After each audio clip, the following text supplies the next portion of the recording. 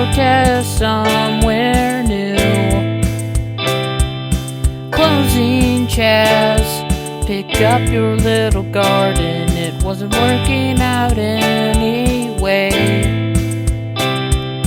Closing Chaz, one last call for violence before we all have to go to jail.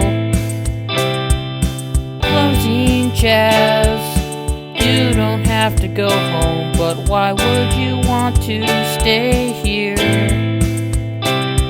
I'm sorry, communism failed again.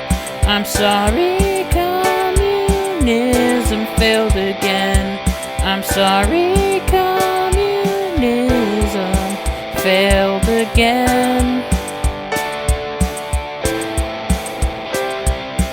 Closing Chaz, your mayor was wrong to call it the summer of love.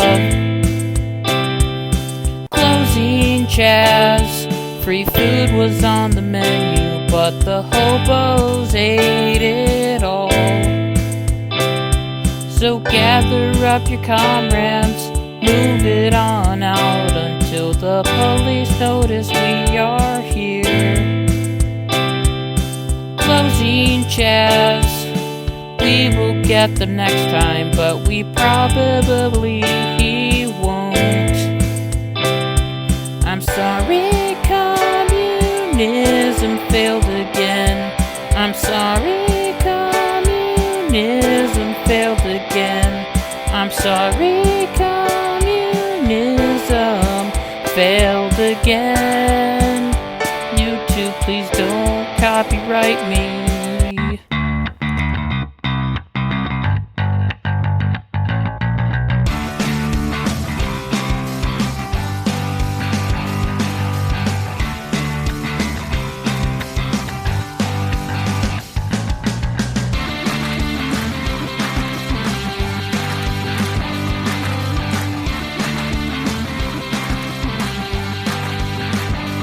Hey, what's going on, everybody? It's Kyle Dockery with the Dockery Docket. We are here with our very 32nd episode of the Dockery Docket. I'm excited to be here, and I hope that you are excited to be here as well. So, as the song said, Chaz is closing. So, you're probably wondering, what on earth is a Chaz? Is it something like COVID-19? Should I be afraid? Should I board up my house? Should I wear a mask? No. Stop. Settle down. Chaz is an acronym that stands for Capitol Hill Autonomous Zone. Now, recently, Chaz changed their name to CHOP, which is Capitol Hill Occupational Protest, but I like to call them Chaz, and you can call them whatever your heart desires. So basically what Chaz is its own new little country, and it was started around the week of June 8th, and was a result of protesters having a clash with Seattle Police Department in the East Precinct of Seattle, Washington. So what did the police do to stop these rioters and looters from trying to destroy their station? Well, they boarded up the police station and then they just left the protesters to do whatever they want. And the protesters were just able to walk in and take over. Now, instead of the sign above the police station reading Seattle Police Department East Precinct, it now says Seattle's People's East Precinct. The goal of Chaz is to create a small little country where there would be no more police and everyone could just live in peace and harmony. It was a place for people of all races, genders, and hair colors, and they could all just come together and spray paint some walls, get some free food, and more importantly, the most important part of Chaz was the idea of having a police-free state. Finally, everyone would just be super duper safe, and everything would just be so peaceful. And the peacefulness of this country was really exaggerated by the media, as according to some news outlets, this whole Chaz idea was a great idea and should happen across the entire country, because it is just so peaceful. Chaz is so peaceful and so free-loving. If you don't understand, I'm being very sarcastic right now. So anyway, Fox described Chaz as a center of peaceful protest, free public speech, co-ops, and community gardens protesters have invited the city's homeless population, who had been subject to mass clearing of tent communities throughout the city, to come stay in the neighborhood. So this whole new country/city/peaceful, quote, peaceful protest is so peaceful and so great that they have a known, quote, warlord and SoundCloud rapper named Raz Simone. You can usually find him in Chaz with a gun telling people to stop spray painting businesses that he likes, and telling people that they are the new police, and if they don't listen, then he will just blow their brains out. I mean, you should just ignore that and believe what Vox is telling you, that the community is 100% peaceful, and if you disagree, you are a right-wing nut. Vox isn't the only company and people that are saying that Chaz is just an absolute great place. As, in fact, Chaz was becoming so popular that the mayor said that Chaz was just a huge, big old block party, and everyone's just going down there, they're all vibing together, they have good vibes, and they're just rocking out all together. They have poetry, they have political speeches, they have spray painting, they have a garden, it's all beautiful and wonderful. I'm speaking verbatim here, but she also said that the whole Chaz situation, is really not that much of an operational challenge, but we want to make sure that the businesses and residents feel safe. Which, I mean, I don't think that the residents would feel safe with so-called warlords roaming around with a bunch of guns, causing violence, spray painting everywhere, and just destroying buildings, destroying property. But anyway, the residents of Chaz have made sure that citizens have felt safe, as when the protest first started, they put up different barricades to make sure that no one could come in, that they don't want to come in. And along with this, residents must show identification to prove they belong in the city of Chaz. And borders are protected by armed guards there to ensure that no one enters other than members of Chaz or Seattle residents whose homes are within the 6 blocks. Not only are there borders, but the group and its leaders hold right to refuse prospective residents. Now, does this remind you of anyone, a certain political figure who said that we need to build a wall, and then the whole leftists were like, no, you can't build a wall, that's racist? Well, Chaz is a leftist paradise, and they are starting to build different walls around their area to protect their own little citizens, their own little comrades, if you want to say. So you have a society that is excluded from the entire country. They have walls, they have borders, they don't want other people coming in. So how in the world are these people going to eat? This is a great question, and the citizens of Chaz have been having some issues regarding food, as they had a bunch of food, but it was reported from a citizen that the homeless came in and took all the food, and they also need more. The resident of Chaz, in this tweet that I have on the screen, said to bring vegan meat substitute, fruit, oats, soy products. So we can see that this is going very well, and the idea of free food is such a great idea. Once again, being sarcastic, because it's not a good idea. And speaking of that, people are also sending in food from different corporations, like Costco, and other people are just trying to donate whatever they can to help these protesters because they believe what they're doing is right and righteous. And we can see in this photo right here that we can see that they are getting fresh fruit and fresh vegetables from Costco. Now, before you say, are those bananas supposed to be black? Well, the answer is yes. They are just a few days old and it'll be fine. Don't worry about it. Anyway, moving along. Now, the residents of Chaz have started to realize that they may be there for weeks, maybe months, maybe even years. Maybe this will be a whole lifetime experience. So they need to find a way to sustain themselves without the evil, greedy capitalists giving them all this food for free. So they have decided to plant their own garden. Now, this is my favorite part of Chaz. Okay, this is the best part of the country of Chaz. Now, when you plant something into the ground, usually you dig into the ground, plant, water it, and all that stuff. Simple, right? Well, the residents of Chaz had a different plan. They first laid down cardboard and then took topsoil and put it over the cardboard and then planted the plants. Now, I'm not a farmer, okay? I will admit that. I'm not a farmer. But I don't think that this is the right way to do it. I mean, it reminds me of the parable of the farmer that sowed some seeds in the Bible. I believe it's in Matthew. And one example that Jesus gives is that some of the seed landed on shallow soil. The seed sprouts up really fast, but then the plant soon wilts under the hot sun. And since they don't have deep roots, they die.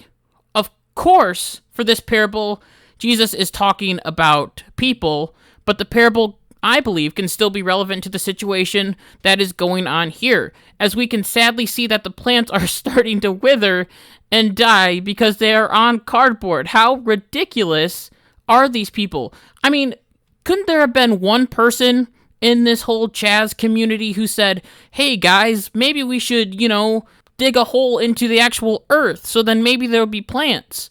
And it's like, why would you put cardboard down first? I don't know if they're trying to save the grass or something, but this is not how you do it. This is not how you farm. If anyone knows if this is the right way to farm, please let me know. But because of all this, I don't think Chaz will be getting their own food source for a very, very long time. So it might take a while for them to actually get going and then actually have a bunch of plants to actually sell to the evil capitalist world. So I'm not sure how their system is going to work with the whole food situation. Hopefully Costco will continue to send them brown bananas. And along with this, the gardens out in Chaz are segregated between white people, black people, brown people, and all these different racial groups. Remember when we had this whole situation in America called Jim Crow where we tried to get rid of segregation? Well, guess what? For Chaz, it's back. And in the front of the garden reads, "This garden is for black and indigenous folks and their plant allies." Now, I'm not sure who Plant Allies is. I'm not sure what group that is, but it's just all ridiculous. And, I mean, no one's going to get food anyway because people are actually stepping on them. There's some rake ninja who's trying to protect the plants, and that's not going to help it grow. So, I don't think that Chaz knows what they're doing with the plant situation, and it's absolutely crazy, but it is also hilarious as well because these people are acting ridiculous. So, as I said earlier, Chaz is a place where they want no police presence at all. So when there is a serious crime, guess who can't go in and investigate and give justice to the people? The police. This happened recently, as in Chaz, there was a shooting that ended up killing a 19-year-old man and also injuring 2 other people in the process. Police were there in Chaz, and it was reported that officers attempted to respond to a report that shots were fired inside the protest zone, but the officers were met with a violent crowd that prevented officers safe access to the victim. The goal of these police officers was to create a safe area so then the ambulance can come in, the firemen can come in, and so there wouldn't be violent protesters surrounding the medics while they're trying to work on the victims. But the protesters prevented this from happening, as the police were being yelled at by the protesters. Many of them were using profanity, and several coming right up to the marching officers as an officer was speaking into a bullhorn saying, "Please move out of the way, we're trying to get to a victim. All we want to do is get to the victim." And people were just yelling and screaming, and there was a situation right outside the gate where someone was yelling at an ambulance driver and saying, "You could just drive through all these protesters and get to the victim." That's not what an ambulance driver does.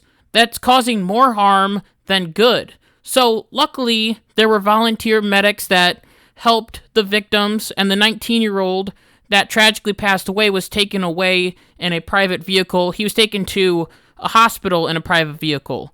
Now, what if these people were not helped at all, and they were just left there to bleed out? And then people would get mad at the police and try to sue them. Wait, this is actually what happened, as one of the shooting victims is trying to sue the police department for not responding quick enough to the call. Well, this is ironic. Honestly, this man should be lucky that he is even alive, and he needs to be careful for what he wishes for, as he wanted to live in a society without a police force, and they didn't respond. That's what he should want. That's what he should be excited about. He should be like, I'm glad the police didn't respond. I'm glad I got shot and almost bled out to death. And the protesters should be happy about this because they don't like the police, and they think that they are all bad. This whole situation just goes to show us that we need to have a police force so that we can have peace in our society, not like what's going on in Chaz with all this violence. It was reported that there were several crimes running rampant inside Chaz, because guess what? No one was there to stop them. So they had rapes were on the rise, other crimes were on the rise. The 911 calls inside Chaz were spiking because so many people were trying to call 911 because they needed help. And no one was there to help them because they wanted to live in a society where there was no police. They wanted to do that. So due to this violence that occurred in Chaz, many people are starting to say, hey, we need to cut this out. We need to stop Chaz right now. We need to give the East Precinct back to the police, and we just need to go home. Everyone just go home and be done with this. One of these people that is calling for things to go back to normal is Mayor Jenny Durkin. That's right, the one that called Chaz a block party, and now she is calling for protesters to go home. In a recent statement, she said, "It is time for people to go home. It is time for us to restore Cal Anderson and Capitol Hill so it can be a vibrant part of the community." She continued by saying, "We can still accommodate people who want to protest peacefully, come there and gather, but the impacts on businesses and residents and community are now too much." So she doesn't want the protest to end, but she wants the block party to end. Quote, the block party to end. She wants Chaz to end because a lot of people are getting angry. And it is funny because in the statement, she didn't even mention the violence and chaos that has been going on and has gripped the zone. The mayor also doesn't want police to go into Chaz and demand that the protesters leave. You know, like, she doesn't want the police to get their riot armor and go in with tear gas and get them out of there. She wants the police department to kindly ask them to leave the zone. Instead, the mayor said they plan to use a range of techniques, including working with Black-led organizations to communicate with people in the zone and offer outreach to those who are homeless. And all I have to say is good luck, as I don't think any of these people are going to listen to authority. They already don't like police. I mean, somebody walks up to someone in the city of Chaz and says, "Hi, can you please leave?" Guess what the person's going to say to them back? "No, I'm not going to leave," if they don't want to leave. And there's no authority telling them that they have to leave, so they can just stay there forever if they want to. But as of right now, Chaz is still alive, but they are definitely on their last legs. As recently, the warlord leader of Chaz, Raz Simone, has come out and said that a lot of people are starting to leave the city because of the violence and crime that has been taking place in the 6-block stretch. This may be a blessing in disguise, as this will make it so the police don't have to take action and go in with their riot shields and pepper spray and kick people out. They will kick themselves out on their own. We can learn many things from Chaz. We can learn that farming is an important skill, that mayors and news websites need to hold their tongue before they come out and support something as radical as people taking over a 6-block radius. We can also learn that police are still a helpful source in our community and society, and they will always be there to help. And when you block them from helping you, then it looks like you are out of luck. We need to restore law and order in all of these different cities across the United States. I think that soon we will be able to do it. Hopefully we will be able to do it, and hopefully Chaz will be a learning lesson for us all that we don't need to have a commune in the middle of a state. So, I really hope that you enjoyed this episode, and if you did, make sure to share it on Facebook, Instagram, Twitter, all that good stuff. And until next week, on Tuesday at noonish, like my mom always says, be good, be kind, be loving. Goodbye.